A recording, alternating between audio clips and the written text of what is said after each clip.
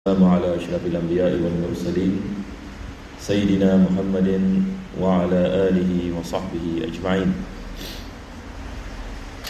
Alhamdulillah, kita tambah sekali memanjatkan kesyukuran kepada Allah Subhanahu wa taala dapat kita berkumpul pada pagi yang bahagia ini untuk kita meneruskan pengajian. Mudah-mudahan Allah Subhanahu wa taala menjadikan majlis ini sebab pengampunan bagi segala dosa, dan Allah menjadikannya sebab kabulnya segala hajat dan syifa bagi segala penyakit zahir dan batin.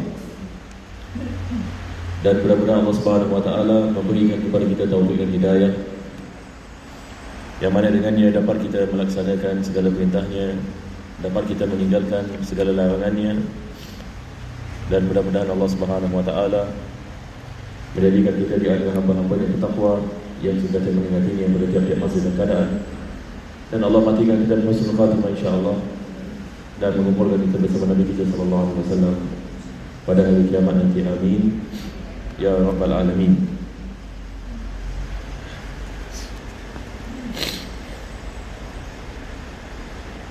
Maka kita telah sampai pada muka surat yang ketiga dalam kitab ini. Sebelum ini kita membicarakan berkenaan dengan sifat-sifat Allah Subhanahu wa taala, dan juga kita membicarakan tentang perkara-perkara yang mustahil bagi Allah Subhanahu wa taala. Daripada perkara yang mustahil, kita mengatakan Allah tidak berkait dengan tempat dan masa.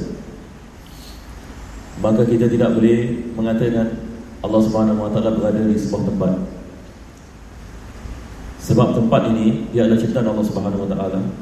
Maka mustahil Allah wujud dalam ciptaannya. Wujudnya Allah Subhanahu wa taala adalah qadim. Tidak ada awal bagi Allah Subhanahu wa taala, manakala selain daripada Allah ada permulaan. Maka kita tidak boleh menyifatkan Allah Subhanahu wa taala dengan sesuatu sifat yang ada pada makhluk. Maka makhluk ini adalah ciptaan.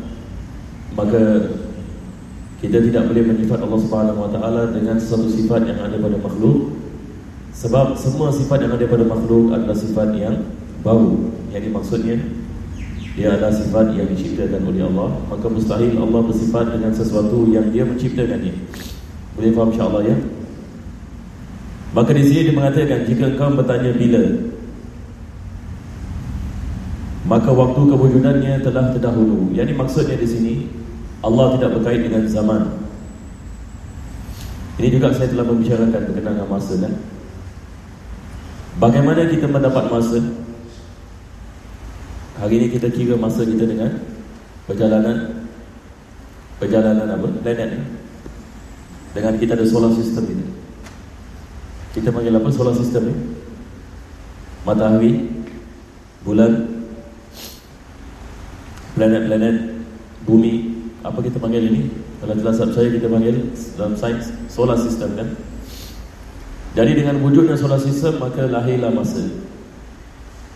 Jadi sebelum wujudnya bumi dan langit tidak ada masa. Maka Allah Subhanahu wa taala dia tidak berkait dengan masa. Maka kita tidak boleh bayangkan kewujudan Allah Subhanahu wa taala daripada dulu. Dulu yang bila? Dulu. Yani bertahun-tahun yang tak. Kita tidak boleh bayangkan begitu. Sebab kewujudannya tidak berkait kepada masa.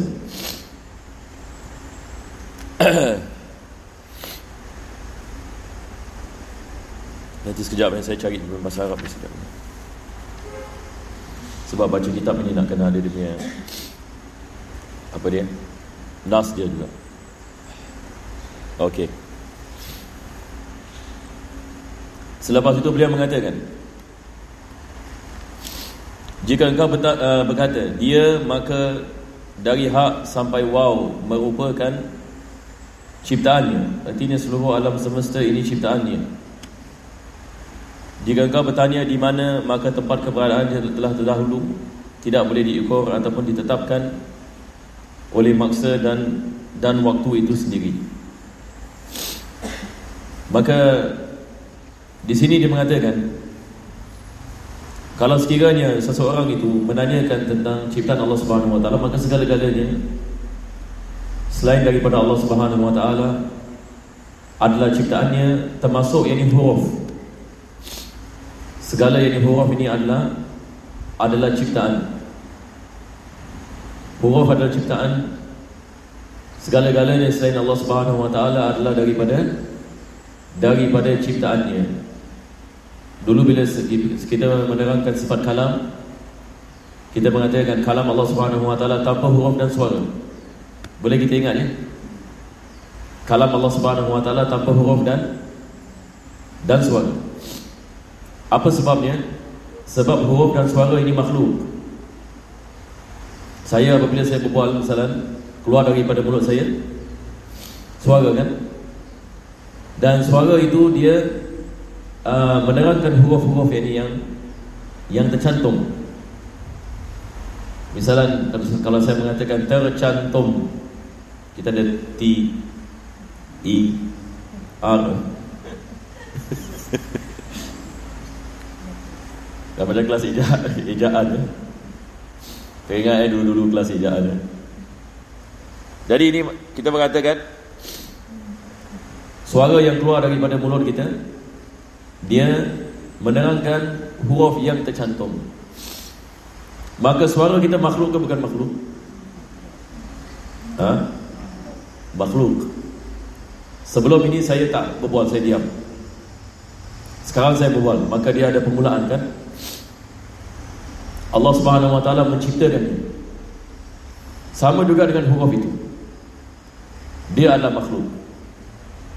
Jadi kita tidak boleh mengatakan Allah juga berbual macam kita berbual, yakni suara dengan huruf. Mustahil kan? Ini adalah mustahil. Maka segala-galanya adalah makhluk. Maka ini apa yang dia mengatakan di sini. Maka dia mengatakan, wa in qulta aina faqad taqaddama al-makan wujuduhu fal hurufu ayatuhu. Kalau kamu menanyakan, dia mengatakan di mana? Kalau orang menanyakan yakni di mana yakni Allah Subhanahu wa taala, maka di sini saya terangkan dulu ya dia punya makna. Lepas itu kita lihat ini terjemahannya. Kalau orang menanyakan yakni di mana, maka di sini kita mengatakan mustahil bagi Allah Subhanahu wa taala bertempat. Maka soalan di mana itu yang bermaksud dari tempat tidak ada kait mengait dengan Allah Subhanahu wa taala, sebab wujudnya Allah Subhanahu wa taala tanpa tempat. Seperti mana yang disebutkan sebelumnya, yakni seperti mana sebelumnya kita mengatakan Allah wujudnya tanpa tempat dan mustahil dari dia bertempat, dia yang menciptakan tempat. Maka orang apabila menanyakan di mana ini Allah Subhanahu wa taala, apa kita mengatakan? Allah Subhanahu wa taala wujudnya tanpa tempat. Boleh insya-Allah? Jadi penulis ini dia mengatakan jika kau berkata di mana, maka tempat ini ada silap di sini. Ini masalah ni saya lihat. Ya Allah, saya betul macam nak cakap ni. Tak maaf cakap ya. Kitab ini agak, sebab terjemahannya bukan saja kita mengatakan dia bercanggah. Cuba lihat yang misalnya seperti ini. Penulis ini mengatakan, kalau orang menanyakan Allah Subhanahu wa taala di mana, kita mengatakan tempat itu wujud selepas ini Allah Subhanahu wa taala. Maksudnya tempat itu ada permulaan. Betul ke tidak? Allah Subhanahu wa taala wujud, tempat belum lagi wujud. Maka tempat itu diciptakan oleh Allah Subhanahu wa taala. Maka mustahil kita mengatakan Allah Subhanahu wa taala bertempat dengan sesuatu yang dia menciptakan. Apa sebabnya? Sebab tempat itu datang selepasnya. Boleh insya-Allah ya. Maka penulis di sini yang dia mengatakan kita tidak boleh menanyakan tentang yang ini tempat.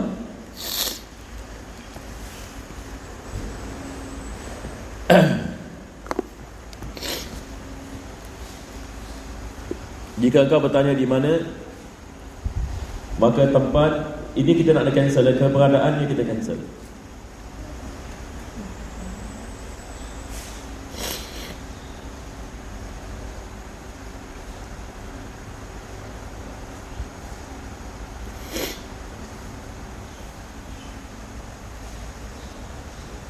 Wa in qulta aina faqad taqaddama al-makana wujuduhu. Maksudnya kewujudan Allah lebih dahulu daripada tempat. Jadi macam mana kita nak terjemahkan? Kewujudan Allah lebih dahulu daripada tempat. Ini yang dimaksudkan. Kita lihat betapa besar dia punya pembezaannya di sini. Jadi saya terjemahkan atau tulis boleh ya?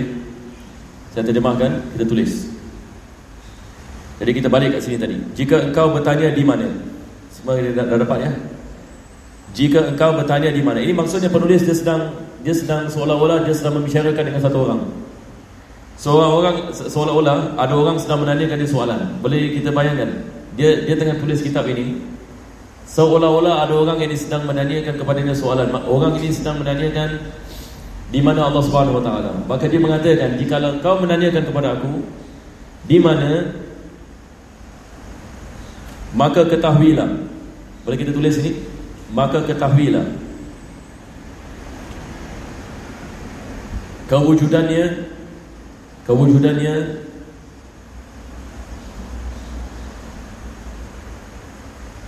lebih terdahulu. Kewujudannya lebih terdahulu daripada tempat. Kewujudannya lebih terdahulu daripada tempat. Sekarang kita lihat apa dia terjemahkan. Kalau kita lihat ini, apa dia terjemahkan dengan apa tadi saya mengatakan, ada perbezaan atau tidak ada perbezaan? Subhanallah, ini perbezaan yang ketara. Dia mengatakan, kalau kita lihat terjemahan ini, dia mengatakan opposite. Cuba kita bayangkan. Apa dia mengatakan terjemahan tadi? Dia mengatakan maka tempat keberadaannya, dia menisbahkan tempat bagi Allah Subhanahu Wa Taala. Cuba bayangkan. Orang yang terjemah ni dia mengatakan Allah Subhanahu Wa Taala bertempat. Ajib. Ini adalah perkara yang sangat luar biasa. Ini bukan sahaja satu kesilapan, tetapi dia bercanggah. Kalau sekiranya kita mengatakan kesilapan ini bahasa, bolehlah kita mengatakan mungkin tersilap. Tetapi ini adalah dia membawa makna yang bercanggah terus 360 degree terus percanggahan. Nampak tak? Ini kita punya masalah ni sekarang. Jadi tapi insya-Allah lah ya, kita berteruskan begini pun boleh lah ya. Nampak dia saya nak kena terjemah balik ni daripada awal sampai habis. Boleh kita terjemahkan? Saya terjemah cuma tulis. Lepas tu satu orang type. Boleh ya? Sebab subhanallah di pasaran kitab ini saja yang ada. Saya mula-mula ini saya happy ini ada juga orang yang nak terjemahkan sekali, masya-Allah ya. Dia punya kandungan la haula wala quwata illa billah. Tapi yang penting kita faham maknanya sini ya. Sekali lagi saya ulang ya. Penulis ini mengatakan, sebenarnya bahasa Arab yang mudah ya. Dia benda ni dia bukan ini yang benda-benda yang susah. Dan kita faham ini sebab dalam ilmu tauhid ini yang kita bahaskan. Sekarang kita mengatakan misalnya Allah Subhanahu Wa Taala wujudnya qadim. Betul ke tidak? Allah tidak ada awal bagi kewujudannya. Manakala selain daripada Allah Subhanahu Wa Taala ada awal bagi ini,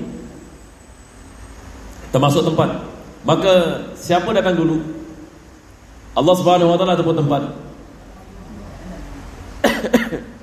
Allah Subhanahu Wa Taala. Betul ke tidak? Wujudnya Allah Subhanahu Wa Taala sebelum wujudnya tempat, sebab Allah yang menciptakan tempat. Jadi penulis mengatakan, kalau kamu menanyakan di mana Allah Subhanahu Wa Taala, maksudnya kamu menanyakan di mana tempatnya Allah, ketahuilah bahawasanya tempat itu datang selepas. Yang ini maksudnya ia diciptakan oleh Allah. Maka maksudnya penulis ini mengatakan bagaimana Allah Subhanahu Wa Taala yang menciptakan tempat, dia boleh menghinggap kepada tempat yang dia ciptakan. Sebab kalau kita mengatakan sedemikian, maka di mana Allah Subhanahu Wa Taala sebelum dia menciptakan tempat? Boleh kita faham insya-Allah? Tidak ada masalah ya. Boleh faham ya? Macam mana? Ya. Kadang-kadang kalau baca ketawa ni, saya nak kena takwilkan. Adakah ketawa terlalu mudah? Apa dia? Itulah kalau saya terjemahkan. Macam tadi saya mengatakan. Tadi apa saya mengatakan tadi?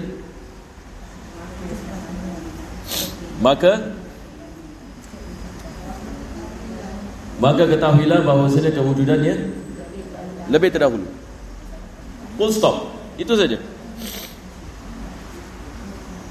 Jadi kita nak cancel apa dia mengatakan ini. Boleh kita cancel? Cancel ke cancel? Mak saya, dia kalau cakap cancel, dia cancel. Cancel. Wallahu a'lam. Kadang-kadang bahasa Melayu ni dia ada slang sikit. Kalau daripada bahasa English, dia ada dia punya slang. Okay, boleh kita teruskan insyaAllah. Alhamdulillah. Bolehlah kita jalan dia. Jadi semua itu yang kita cancel tadi. Dia mengatakan apa? Di maka tempat keberadaannya, ya la haula wala quwata illa billah. Dia mengatakan tempat keberadaan dia ini, dia mengatakan Allah SWT telah terdahulu, tidak boleh diukur ataupun ditetapkan oleh masa dan waktu itu sendiri. Dia terjemahkan apa? Dia mengatakan Allah bertempat, tetapi kita tak boleh berkaitkan tempat wujudnya Allah SWT dengan masa. Jadi ini adalah pelik bila jahilnya. Tapi kita cancel ya. Baik, selepas itu penulis ini mengatakan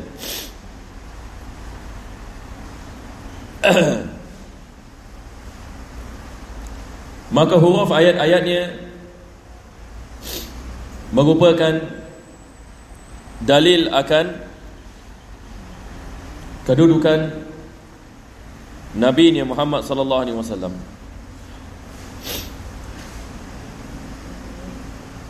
Dalam kitab Arab saya lainnya.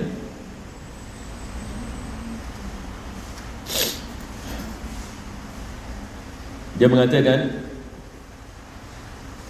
maka huruf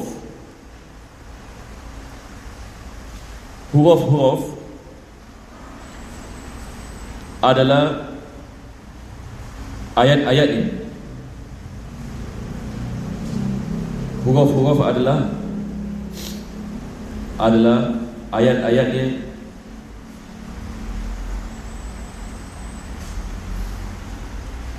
Apa maksudnya di sini? Huruf. Yang ini penulis ini dia sedang membicarakan tentang Al-Quranul Karim. Sekarang kita mengatakan huruf dalam Al-Quran ini.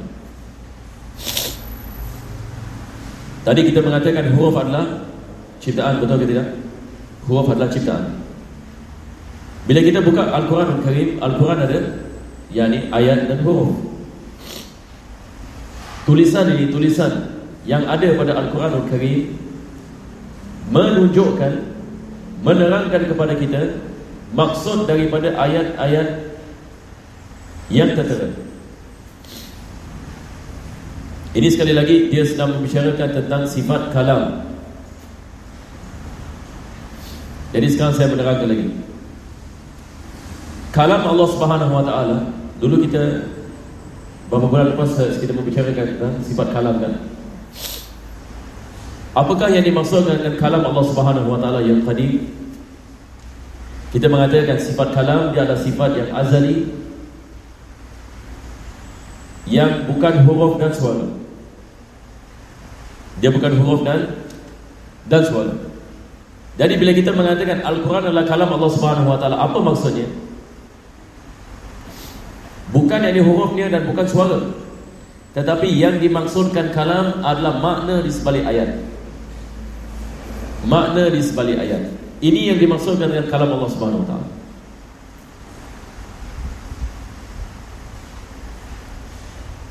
Ini yang dimaksudkan ini oleh Allah Subhanahu Wa Taala. Jadi sekali lagi kita lihat Dia terjemahkan yang ini benda yang lain.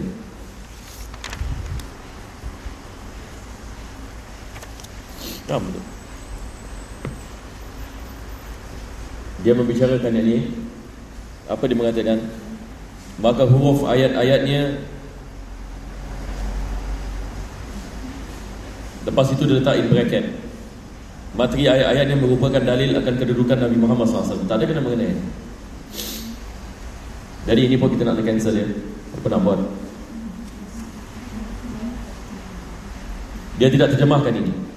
Dia hanya mengatakan maka huruf ayat-ayatnya, tetapi ada benda tidak disebut. Penulis ini mengatakan maka huruf-huruf ini menerangkan maksud daripada ayat-ayat. Sebab kita mengatakan kalam Allah Subhanahu Wa Taala adalah maksud daripada ayat-ayat. Sekarang misalnya saya membaca Al-Quran Al-Karim, saya mengatakan wa aqimus salat.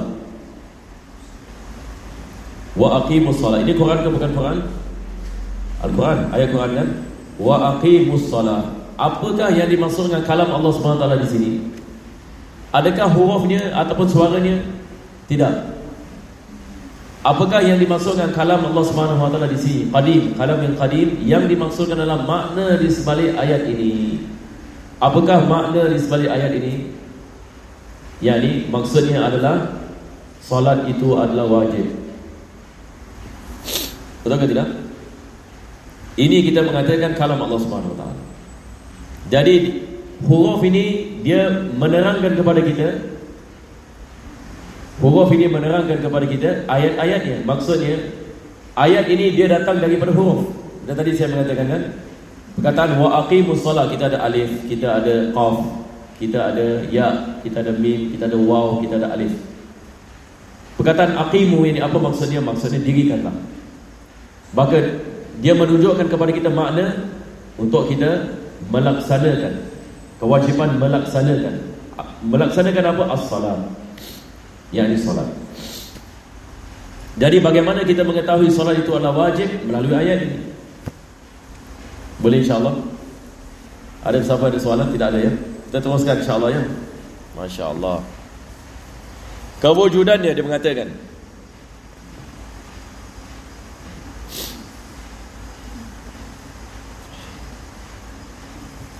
kewujudannya mutlak.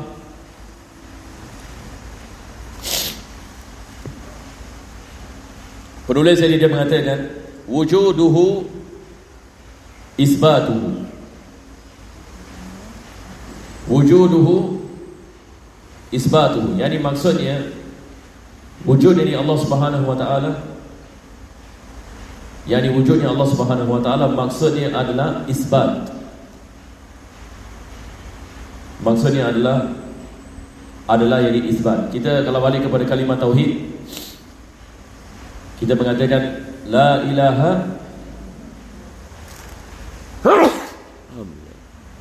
maaf ya. Nasihat. Saya sebenarnya tak sihat dah beberapa hari, tapi saya cuba nak lawan. Bagus tak buat tadi?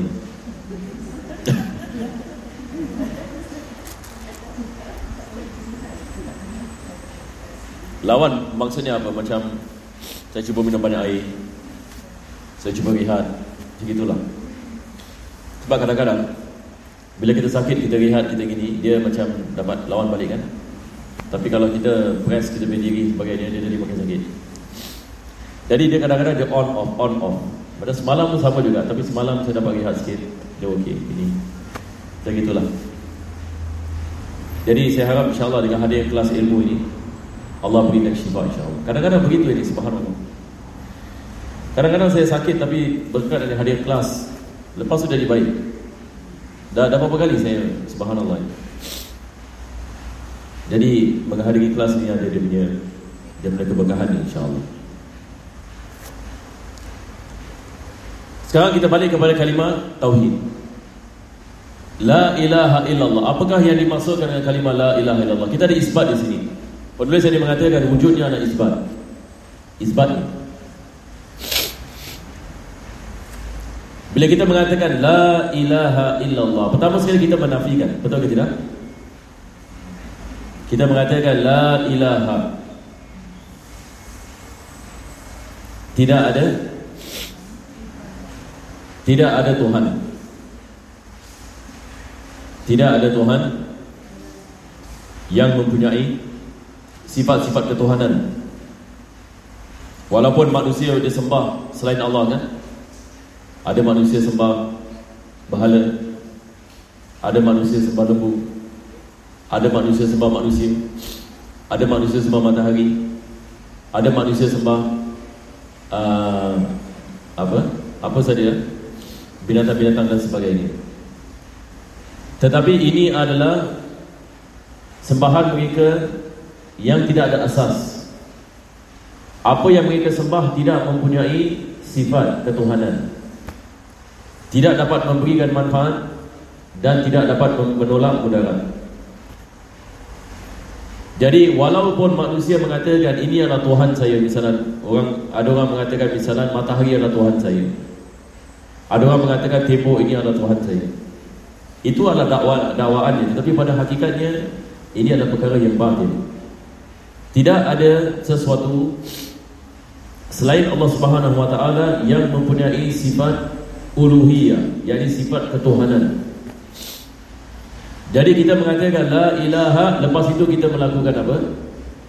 Illallah, kecuali Allah Subhanahu wa taala. Yakni kita mengisbatkan sifat-sifat ketuhanan hanya bagi Allah Subhanahu wa taala.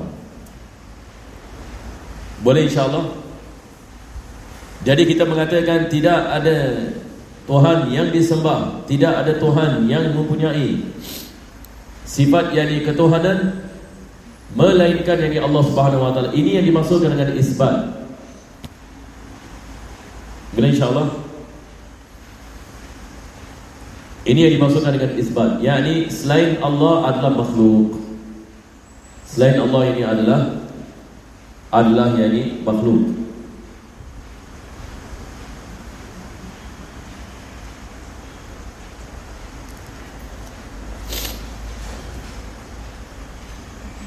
Nampak dia kita saya nak kena terjemahkan. Sebab sekarang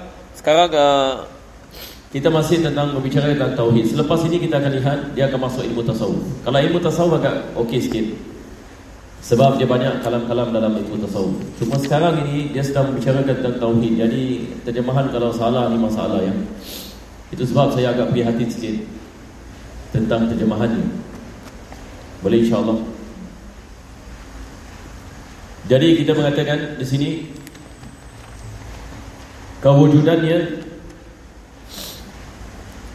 kewujudannya berdasarkan keyakinan. Kita tulis itu. Kewujudannya berdasarkan keyakinan. Full stop. Yang lain semua ini kita boleh cancel.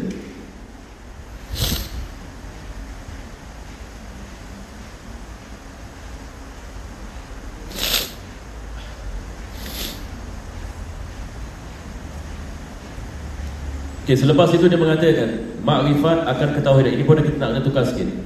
Kita tulis ini. Makrifatnya adalah ketauhidannya. Makrifatnya adalah ketauhidannya. Jadi kita lihat terjemahannya. Hatta bahasa Melayu dia menyebut silap ni. Dia mengatakan makrifat akan ketauhidannya. Macam mana? Dia adalah makrifatnya adalah ketauhidannya. Ini penulis ini sedang mengatakan makrifat kepada Allah Subhanahu wa taala maksudnya mentauhidkan Allah. Itu yang penulis mengatakan. Jadi kita lihat apa yang diterjemahkan di sini. Makrifat akan ketauhidannya. Apa maksudnya? Hatta dalam bahasa Melayu kita lihat maknanya lari, betul ke tidak? Kita maaf kadang-kadang saya pun nak ada kritik sebab ini boleh menyebabkan salah faham dan sebagainya. Dan saya merasakan seseorang itu tidak boleh diterjemahkan kitab ini seperti ini. Nampak tak? Jadi kita faham ini kemuskilan ini di sini.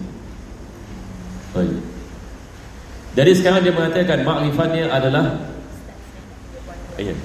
silakan. Makrifatnya adalah ketauhidannya.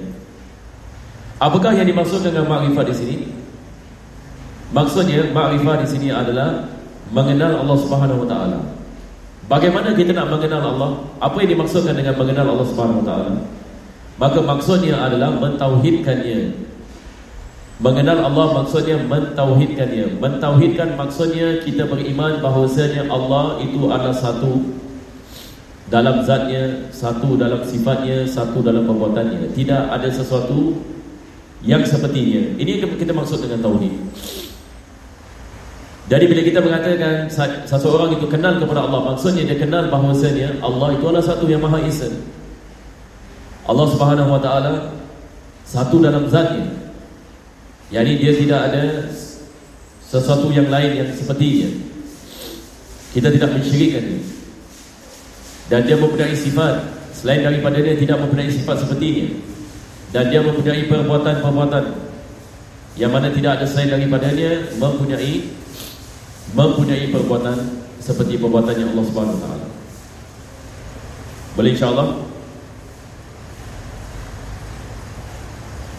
Selepas itu beliau mengatakan wa tauhiduhu tamyizuhu min khalqihi. Wa tauhiduhu tamyizu bi khalqihi. Dan ketauhidannya adalah membezakannya daripada makhluknya.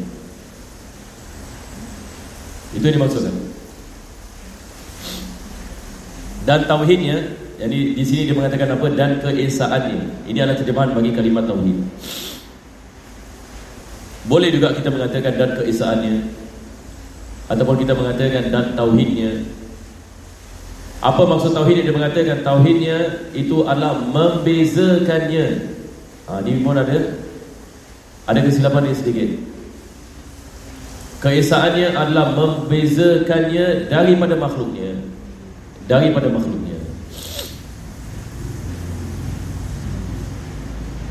Ini senang ya, boleh faham? Jadi kita mengatakan Allah Subhanahu wa taala berbeza dengan makhluknya. Ini yang kita mengatakan dalam sifat 20 kita. Bila kita berbicarakan tentang apa? Dan sifat 20 apa yang kita mengatakan? Dalam sifat Allah tak sama dengan, Allah tidak sama dengan makhluknya. Dalam sifat, boleh saya tanya? Ini kira macam test juga. Kadang-kadang saya rasa nak kena ada test ya. Surprise test.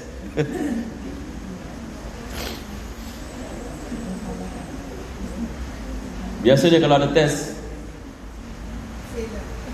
semua akan apa? Semua akan ulang kaji balik ya.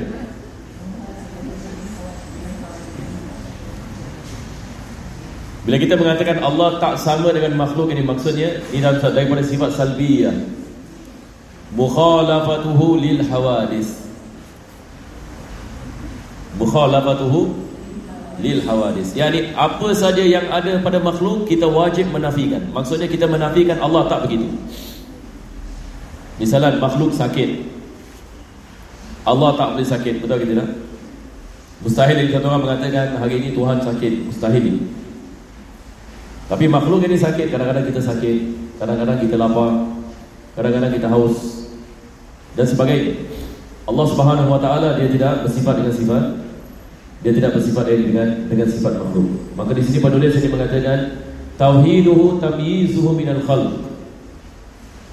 Tauhidnya adalah membezakannya daripada makhluk. Selepas itu dia mengatakan tauhiduhu tamyizu min khalqihi. Ma tasawwara fil awhami fahuwa bi khilafihi. Ini penting ini. Ini saya harap ini dia terjemahkan dengan betul ini. Yang ini penulis ini dia mengatakan apa saja yang dibayangkan dalam fikiran Allah berbeza dengannya.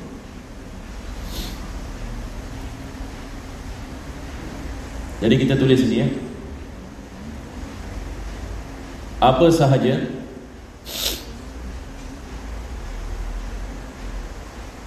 yang dapat dibayangkan dalam akal fikiran,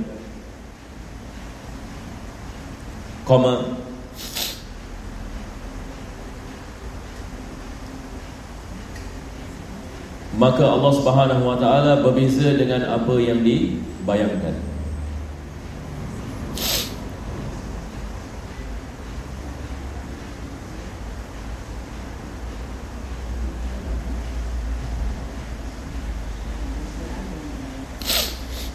Maka Allah berbeza dengan apa yang dibayangkan. Ini kaedah dalam ilmu tauhid ya. Kalau kita boleh hafal ini bagus. Cuma terjemahannya pun tidak begitu tepat. Sebab saya rasa lebih baik kita tulis apa yang saya mengatakan, senang sikit. Apa maksudnya? Ini juga saya telah membicarakan sebelum ini kan.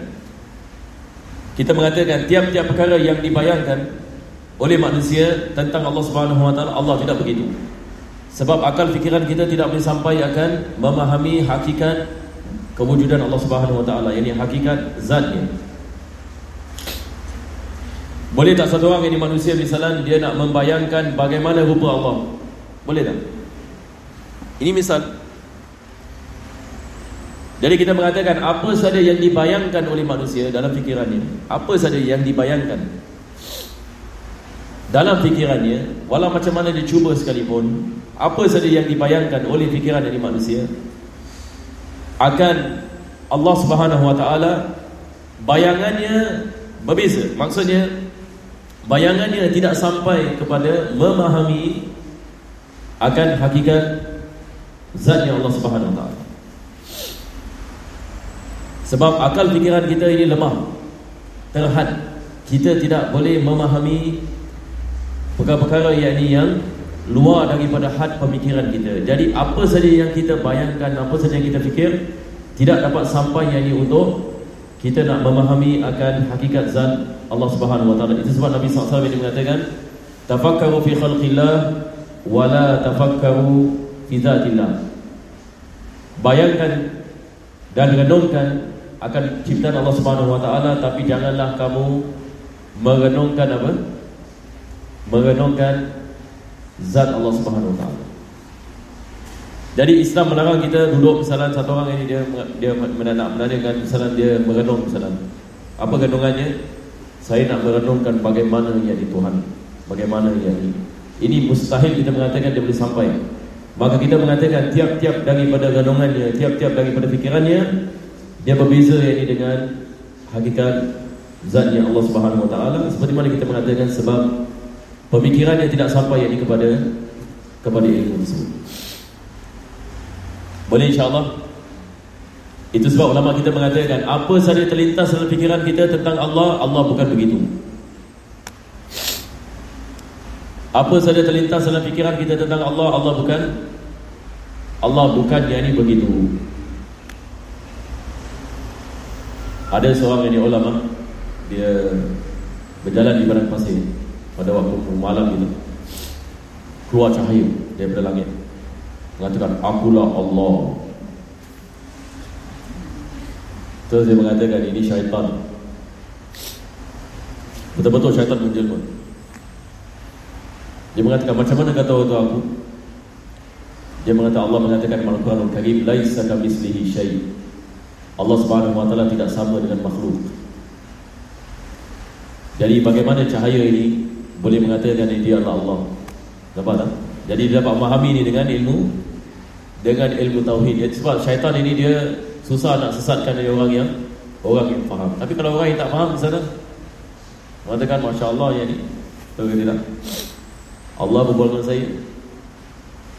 Jadi kadang-kadang syaitan ini dia boleh menipu manusia dengan cara-cara seperti cara-cara seperti ini. Dan ini juga berlaku kepada Syekh Abdul Qadir Jailani. Pada satu kali dia jalan, dia pada pasir juga, seorangan.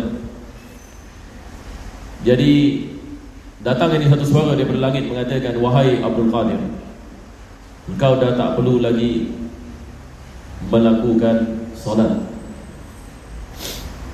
sebab engkau sudah sampai kepada maqam yang tinggi. Apa maksudnya? Maksudnya suara ini mengatakan kepadanya, dia dah tak payah ada kewajipan lagi, tak payah solat, tak payah puasa Ramadan, sebab dia dah sampai kepada tahap yang tinggi dalam keyakinan kepada Allah, makrifat. Maka Syekh Abdul Qadir yang ditahu ini adalah iblis. Dia mengatakan a'udzubillahi minasyaitanir rajim. Jadi dia pun menjelma. Dia mengatakan, macam mana kau tahu waktu aku? Dia mengatakan Nabi SAW tidak terangkat daripada kewajiban salat. Macam mana yang aku, yang bukan Nabi dan bukan Rasul, boleh terangkat dari mana? Nampak tak? Jadi yang ni disebabkan ada ilmu. Tapi selepas itu syaitan ini mengatakan, dah berapa banyak yang ni awliya Allah telah menyesatkan seperti ini. Nampak tak? Jadi ulama kita mengatakan, yang ni ilmu ini seperti mana dikatakan, dia adalah silahul mu'min. Ilmu ini dia adalah senjata bagi seorang mukmin. Kita kalau tidak menguatkan diri kita dengan ilmu, maka ditakuti kita boleh terkesan dengan was-was dari syaitan. Sebab syaitan ini dia was-was kepada hati kita. Betul ke tidak? Dia mungkin kadang-kadang dia akan puji kita di sana, kau lah begini, kau lah begini. Jadi kadang-kadang kita terjebak dalam was-was kalau sekiranya kita tidak memahami agama dengan baik.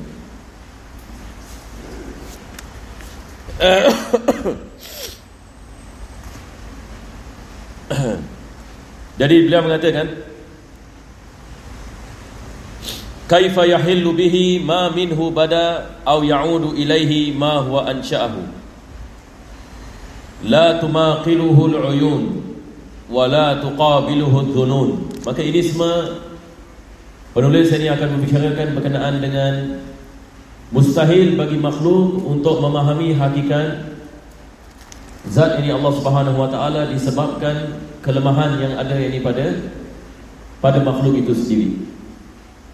Dari dia mengatakan kaifa yahillu bihi,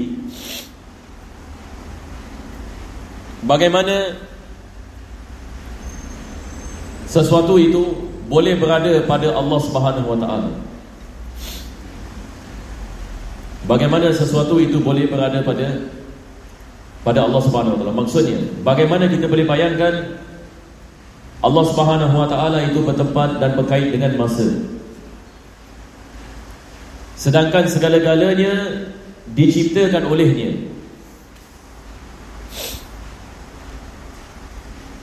Bagaimana sesuatu itu dapat menetap pada, perkataan ini lebih baik, bagaimana sesuatu perkara itu dapat menetap pada Allah. Bila kita tulis ni, bagaimana sesuatu perkara itu dapat menetap pada Allah.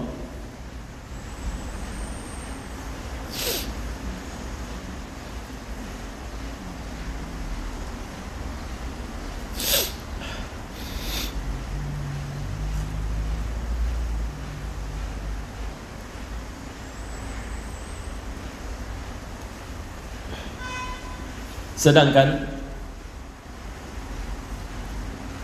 daripada Allah Subhanahu wa taala ia datang dan kepada Allah ia kembali. Jadi maksudnya apa? Maksudnya Allah yang menciptakannya.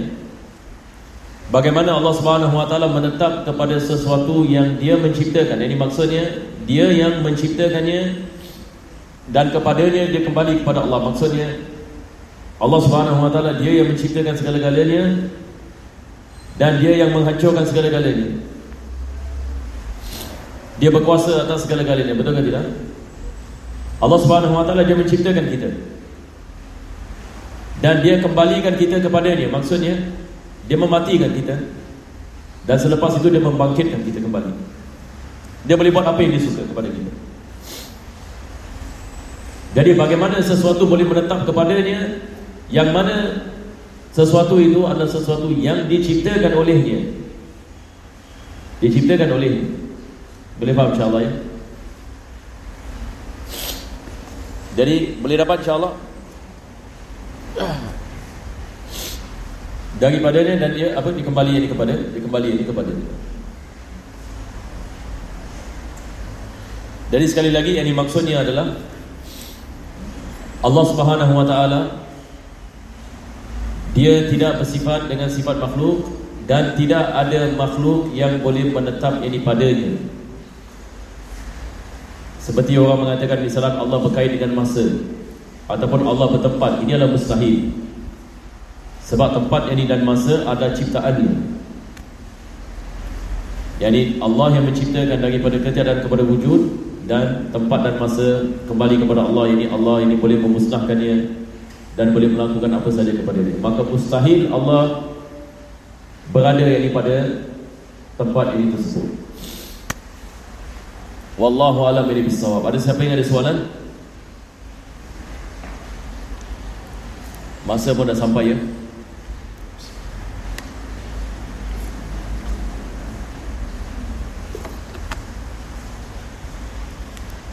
Minggu depan kita tidak ada kelas ya, minggu depan.